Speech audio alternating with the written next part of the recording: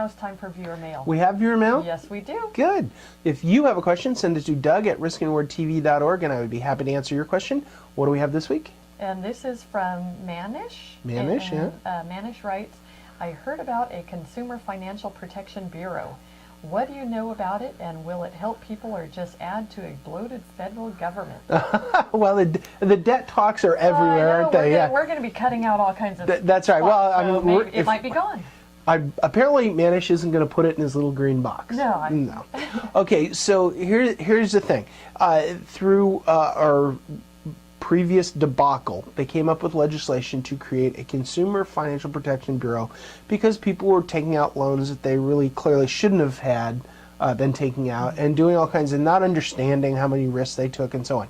So they came up with this idea of a Consumer Financial Protection Bureau, and they put this lady in charge named Elizabeth Warren. Now, of course, the opponents, the other political opponents, don't like her. So they couldn't quite get her approved through the normal confirmation process, so they made it a recess appointment, so she really only temporarily has the job, but she does have the job, you know, she's doing stuff. But they can't really agree on what she's supposed to be doing and so on.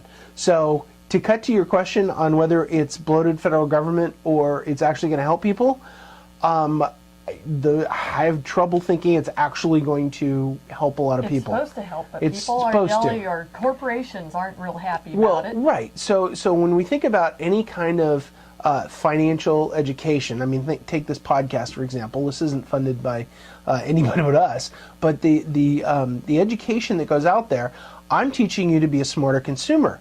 Well, if you made money off dumb consumers, the last thing you want... You don't want to educate them. I'm never going to get funded by Wall Street. There's no chance. I'm teaching you that you don't need Wall Street. You need to be smarter than that.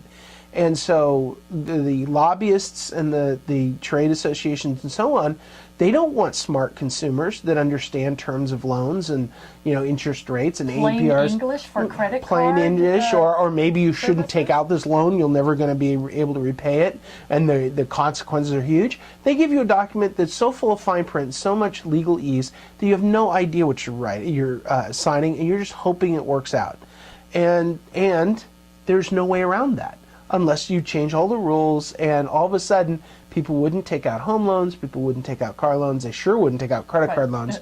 This is what's going to happen to me? Right, but there's other industries. You know, the payday loan industry is one of my favorite pet peeves.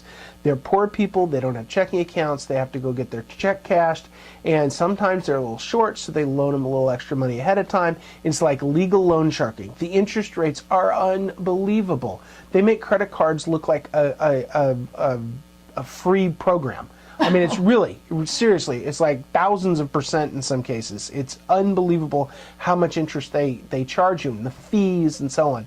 And so, you know, the Consumer Financial Protection Bureau, you know, one of the questions that they're being asked in one of these no plans for bans, you know, they asked, are you going to ban products? Are you going to ban these things? Are you going to cap interest rates and so on like this? And she's like, well, no, I don't think so. I don't know. It's like, well, then you're not protection. You know, you're not protection. Who are you protecting? Are you protecting the consumer, or are you protecting the business? She might not have her job anymore. Well, they can't fire her, but she certainly isn't going to be around very long. So, anyway, in answer to your question, is it more bloated federal government? More than likely it will be, because they will never have sharp enough teeth to really cut through what's going on. And, of course, that's just my opinion.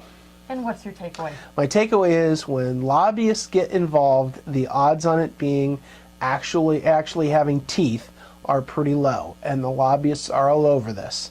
So more than likely, it's going to end up in some more bloated federal government.